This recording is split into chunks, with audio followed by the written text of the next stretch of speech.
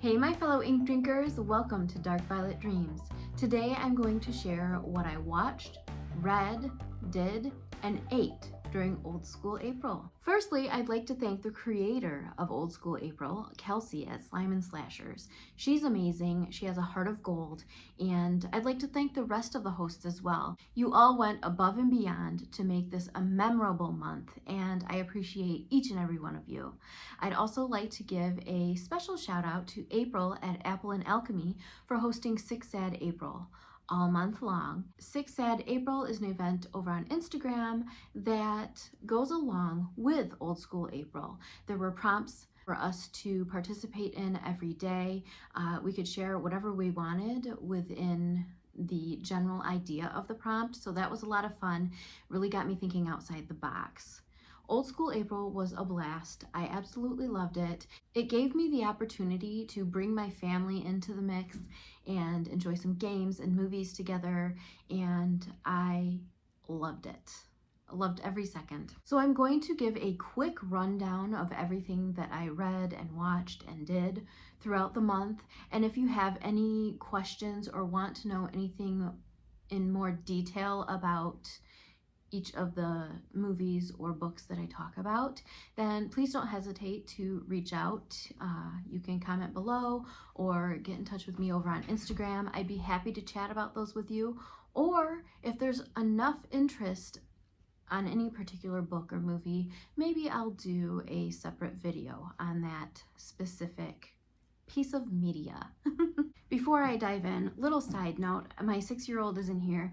The rest of the family is out and about today, so she has joined me. So if you hear any background noise, she's just playing around in my office.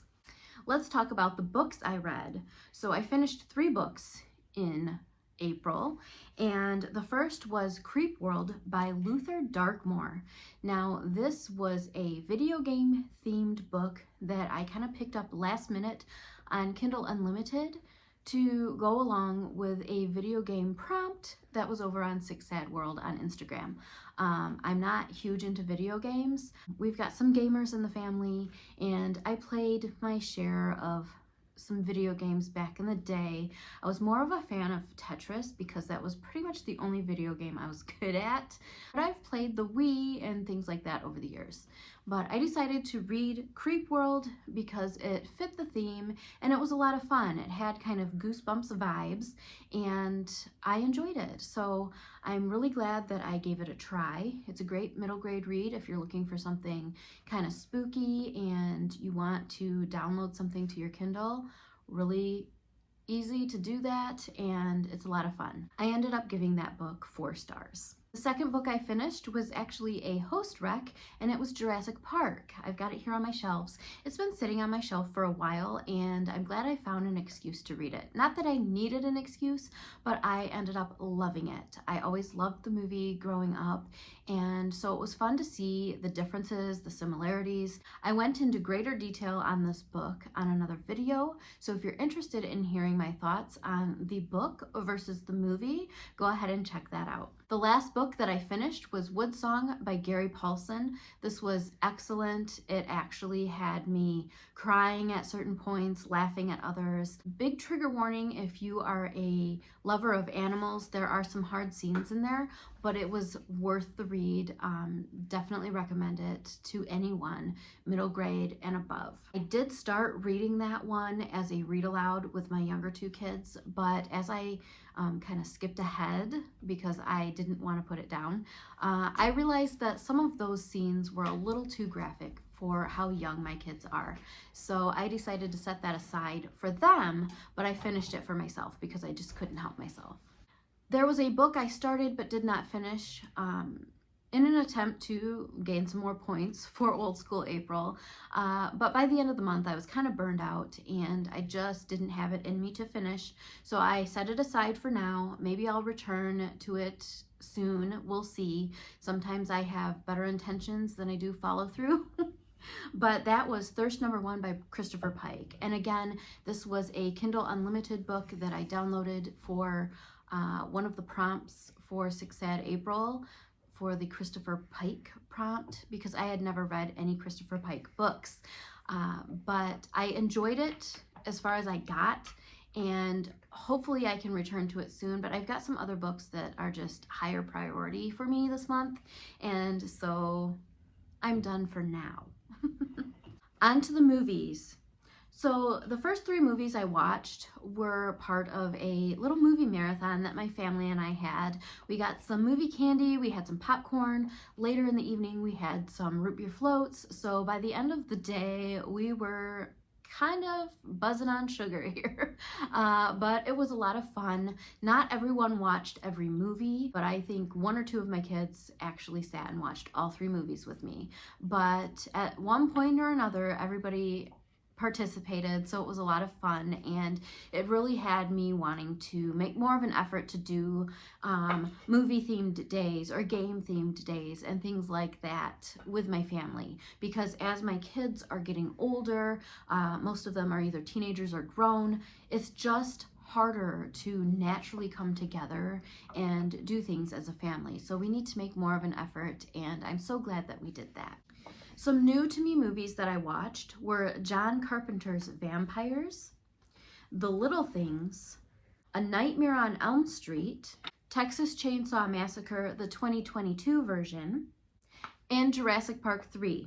Some of my old favorites that I watched, besides the first 3 with my family, were The Crow, Ferris Bueller's Day Off, Jurassic Park, Fried Green Tomatoes, and one that I forgot I had watched until I was about 15 or 20 minutes into it, and that was The Lost World, and that was the second Jurassic Park movie. Overall, I enjoyed pretty much every movie I watched. There was one that was a little bit of a letdown, but that's okay. All of the movies that I had seen before were either 4 or 5-star movies for me, mostly 5-star. My 3 favorites out of the movies I watched throughout April would probably be The Crow, definitely Fried Green Tomatoes, and Ferris Bueller's Day Off. So I absolutely enjoyed revisiting those movies, and there's so much nostalgia there, but also they held up pretty well for what my standards are today. I didn't really make an effort to watch many old school shows or shows that would fit into some of the prompts, but I did watch quite a few episodes of Seinfeld with my husband. It's one of those shows that I don't really set out to watch by myself because it feels weird watching it without my husband. So we watched far more than what I claimed on my points. But I think I claimed about 5 episodes, and we watched many more than that. But it was a lot of fun. It's fun to laugh with my husband. It's fun to laugh with the older kids who kind of get some of the jokes, and I'm really glad that we watched some of those episodes together. Let me do a quick rundown of some of the activities I did with my family and some I did by myself. I participated in, I believe, 25 Sick Sad April posts out of the 30, but I only claimed 24 because the last one I did, I just didn't have it in me to go find that form and pull it up to put that point there. Sorry, Blue Barracudas. I also participated in about 6 sprints, which was a lot of fun. I know there were so many watch parties and things like that, and unfortunately I did not join any of them this year. I just kind of did what I could, but I wanted my focus to mostly be on my family and things that I could do with them this year.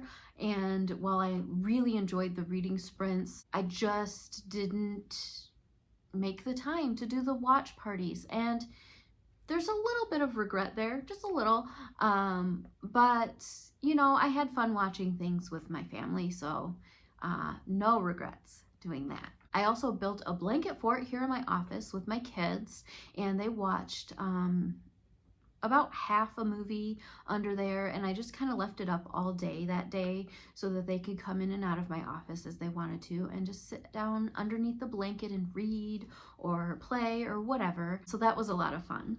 We played a lot of board and card games this month. I did not count them all because I was unsure about some of them, but the two games that we played the most were Apples to Apples Junior and Uno.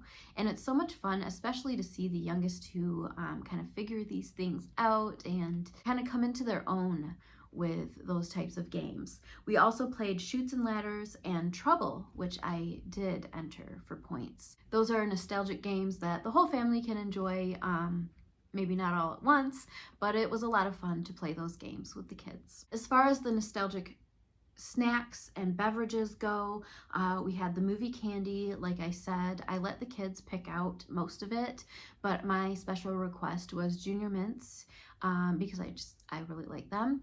And I also wanted Sour Patch Kids because it brings back memories of going to the movies with my sister. That was kind of a must-have snack when going to the movies with her.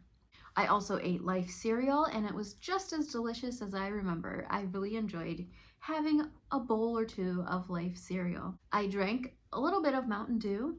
That was my replacement for Surge because Surge was my drink back in the day, and it's harder to find now, and I just didn't want to put in great effort to find it. Maybe someday I will, just for nostalgia's sake, but it was fun drinking the Mountain Dew too. And of course, we also had donuts. My father-in-law is a baker, and sometimes we get donuts from him. And so it was perfect that he wanted to bring us donuts toward the end of the month because donuts are nostalgic for me. When I was a senior in high school, we were raising money for our senior trip to go to Orlando, Florida, to go to, Disney World. And so one of the things we did was to sell donuts every week. Each of us took turns picking them up from the grocery store bakery, bringing them, and we all took turns selling them so that we could earn money for our trip, which was a fun memory. The trip was amazing, and I'm so glad that I was able to participate in that. One of the prompts was to watch 12 nostalgic music videos and to listen to 12 nostalgic songs. So I just bumped that up a little bit and did 13 of each. Not trying to get extra points. I just, it's how it happened. So I watched the music videos with my kids. We watched a lot of stuff from the 90s, early 2000s. They picked a lot of those because they really enjoy that era of music as well. Now, it's nostalgic, but it's also kind of not because I still listen to a lot of that stuff now. So it was kind of the norm for us. We listened to a lot of Weezer and 311 and things like that as a family. So when I listened to my nostalgic songs the next morning, I wanted to take it back even further and kind of listen to the things that my dad introduced me to, or bands that were really popular before I was aware of them or before I was even alive. And so it was a lot of fun to put together that playlist and listen to those songs. And it just brought back a lot of memories. So I had a lot of fun with that. I also shared a childhood / teenage picture to the Discord, and I shared it on my Instagram as well. Raise your hand if you remember taking in disposable cameras and film to be developed. I always took mine to like Walgreens or Target. That was exciting. We missed some of that excitement. Now we just have instant gratification with taking selfies and finding things out on social media. And I feel like some of the anticipation that seemed to irk us back then, or at least me, I miss it. Because that was half the fun, right? Waiting and wondering how those photos were going to turn out. So anyway, that's what I did for Old School April. I probably missed some things here, but if you have any questions about anything I talked about, or you want greater detail about some of the movies I watched or the books I read, don't hesitate to reach out. I'd love to chat with you or make another video about it. On to part 2, I'm going to do the Old School April book tag. This was created by the lovely Christine at Secrets Read. Love her channel. If you're not subscribed to her, please go on over there and subscribe to her channel and follow her on Instagram. She's such a wonderful person and puts out great content. So you really can't go wrong following her. There are 12 questions, so let's dive in. I'm going to try to keep this as rapid fire as possible because I don't want this video to be too long, and you know me, I like to go off on tangents. So here we go. Number 1, reading Rainbow. What book, author, or series got you into reading?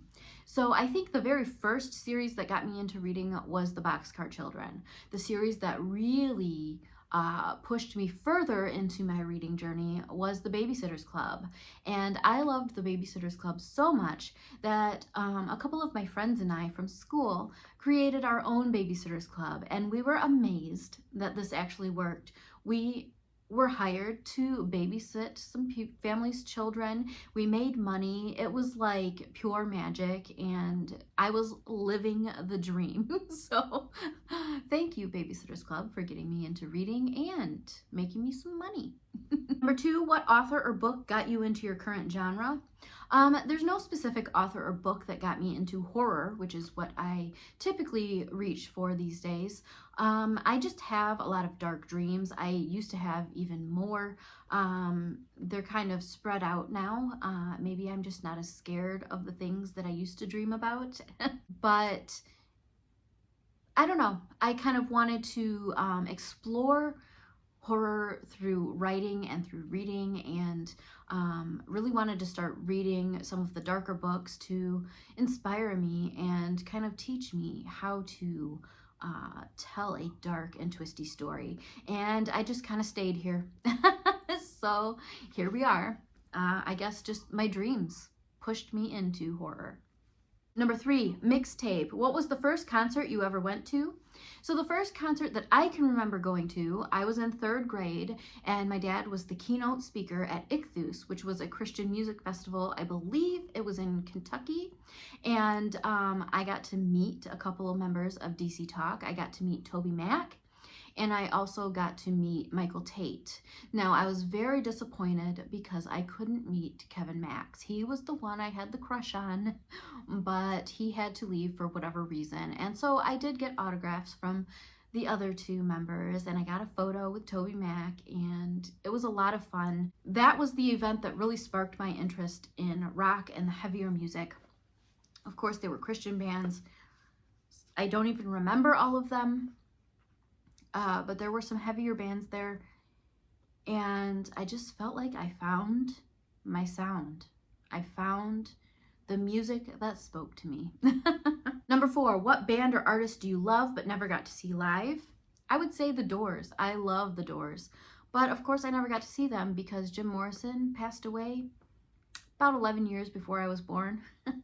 Number 5, I always feel like somebody's watching me. What was your favorite cartoon while growing up? I loved the Flintstones, the Smurfs, Scooby-Doo. There's so many cartoons that I loved, but those 3 would probably be my top favorite cartoons. Oh, Inspector Gadget. So many, so many. I could go on and on about that. Number 6, name a TV show or movie that is tied to a good memory. I would have to say Titanic. So growing up, my mom's side of the family held an annual Christmas party. Her sister and her sister's kids were all kind of part of this, and her sister's grandkids. My Aunt Marie was, I think, 20 years older than my mom. So she was more like almost like a grandma to me, and my cousins were more like aunts and uncles. So all of my second cousins were like around my age, and it was a lot of fun to hang out with that side of the family. One year after the party, we went to go see the Titanic. I don't remember who all in my family was there. I do remember my brother and mom being there, and it was just a lot of fun to kind of experience life outside of the Christmas party with that family as a whole. And it was a little bit awkward. Some of the scenes were a little bit awkward to see with my mom sitting next to me and my brother there. But I really love that movie, and that was a very fond memory for me. Number 7, name a movie from childhood that you still love today. I would have to say Back to the Future. Very fond memories watching that movie over and over again. Number 8, name your first TV or movie crush. Now I have 2 because I'm not sure who I discovered first, but the Goblin King, aka Jareth from Labyrinth, and Mad Mardigan from Willow. They were so dreamy. Number 9, gotta catch 'em all. What was a toy you were obsessed with or collected as a kid? So many, but 3 that I can think of are trolls, especially the ones that had the gems in the bellies, Polly Pockets, and of course Barbies. I talked about Barbies over on my Instagram. Number 10, Pac-Man Fever. Name a board game or video game you associate with your childhood. So let's go with the Game of Life for a board game. I wanted to collect as many kids as possible. I wanted to fill my little car with kids and wanted to do that in real life as well. Success. As far as video games go, I played Tetris on the Game Boy, really enjoyed that, and it came in handy because I had to pack a lot of boxes over the years. We've moved a lot, so Tetris, I won't argue with my kids playing that. Comes in handy. And my favorite card game was Uno. Number 11, She's Got the Look. Name a clothing or trend that was popular when you were a kid. So the first thing I think of are those kind of platform black sandals that had the really stretchy top.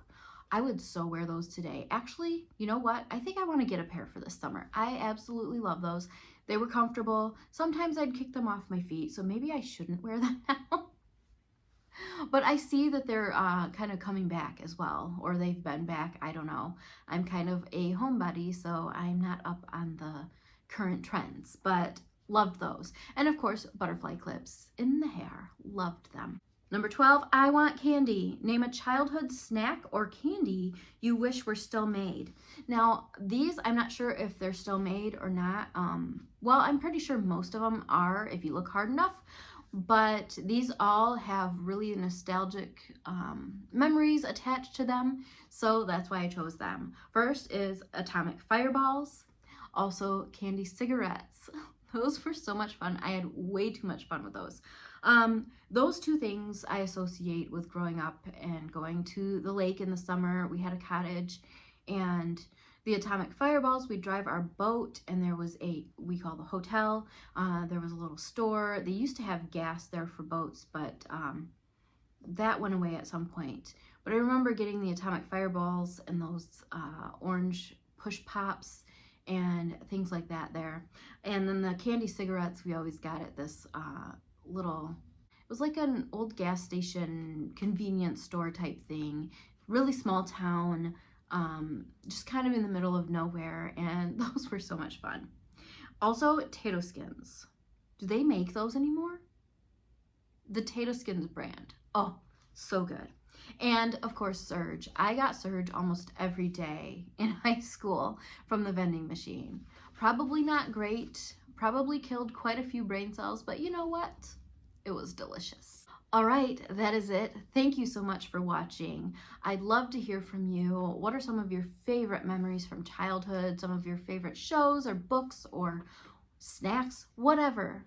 Please comment below, let me know, and thank you so much for being here. I want to give a shout out again to Kelsi at Slime and Slashers for creating this amazing event, and also to all the co-hosts of Old School April. It came from the page, the Bookubus, Library Macabre, Elizabeth Sagewood, Amy Noel Reads, Venus Escapes to Read, C. Crits Read, Katrina Brown, Kelly Hooked on Books, Kat's Novel Adventures, Pretty in Paper Cuts, and over on Instagram, Apple and Alchemy. Thank you, all of you, for making this such a wonderful month. I hope you guys have an amazing May. Cheers to celebrating fond memories. I will see you next time. Bye.